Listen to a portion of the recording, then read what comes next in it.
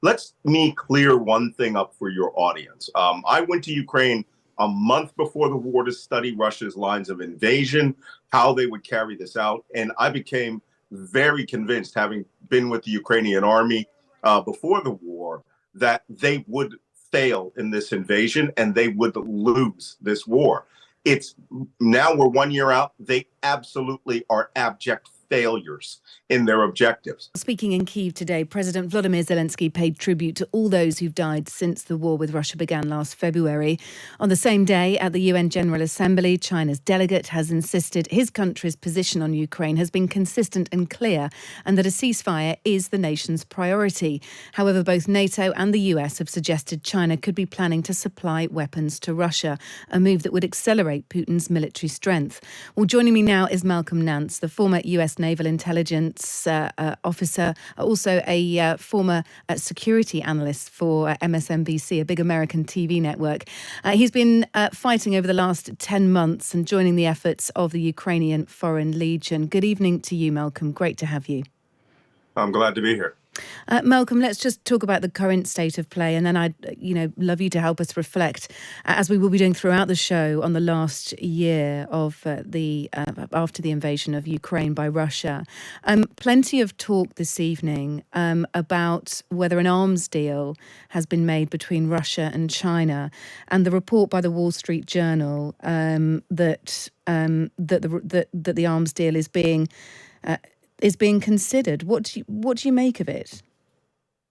Well, first, I think this is a situation where, on the geopolitical level, China will just have to determine whether it wants to become one of the nations that will be sanctioned for supporting Russia's aggression against Ukraine.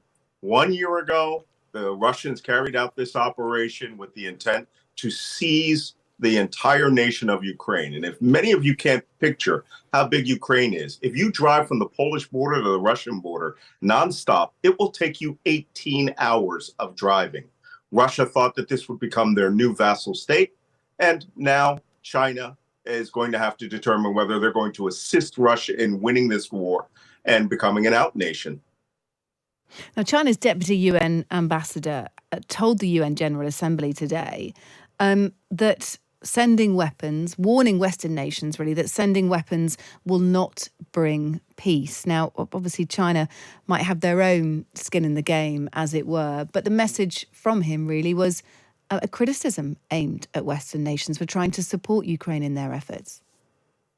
Well, that would be China's position because they have more to gain here from Russia than certainly, other nations inside the BRICS alliance.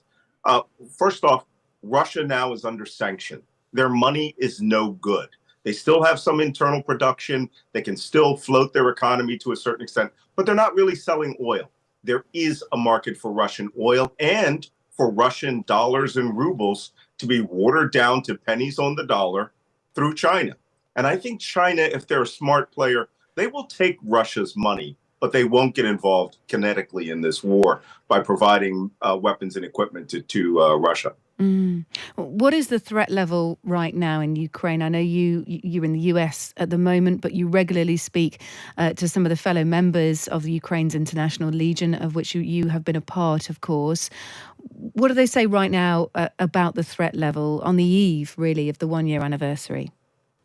Well, I maintain very close ties with my battalion. I'm technically operationally supporting them from the United States.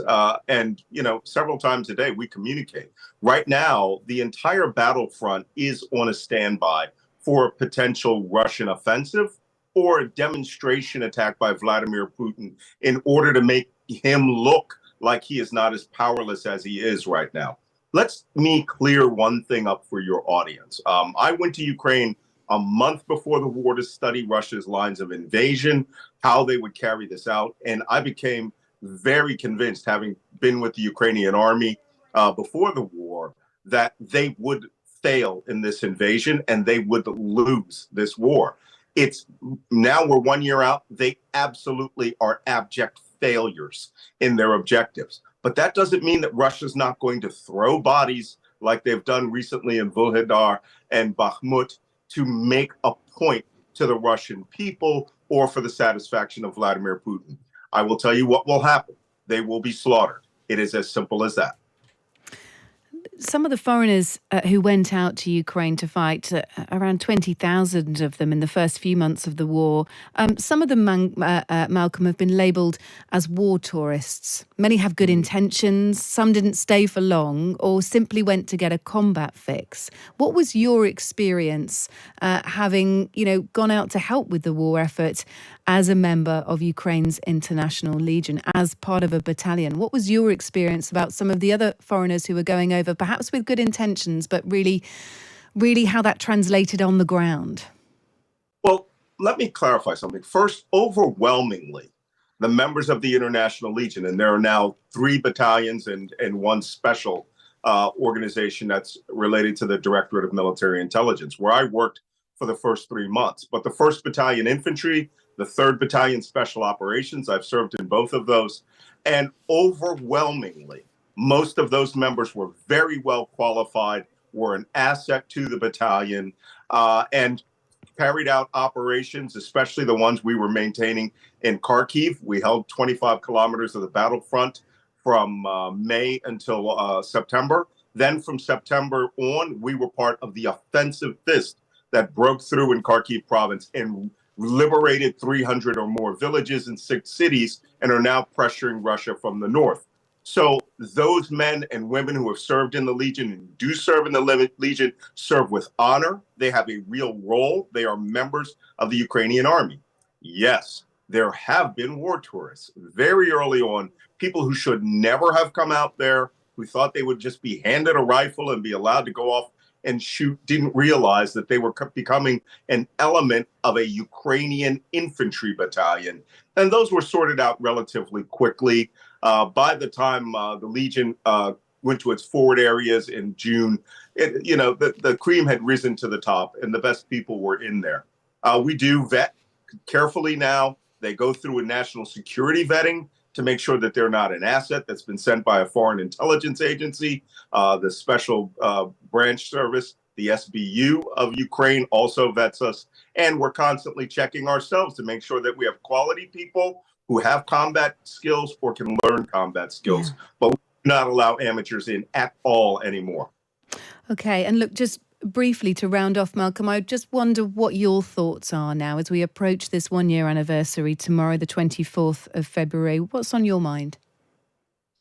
Like I said, I went to Ukraine a month before the war, and just by complete happenstance, I left on the last Lufthansa flight out of the country and landed in Dublin as the airstrikes were happening. And I was deeply offended. I came to love Ukraine. I came to realize that it was a very modern, Western-style country in the middle of Eastern Europe, and defied all my expectations that people were very welcoming,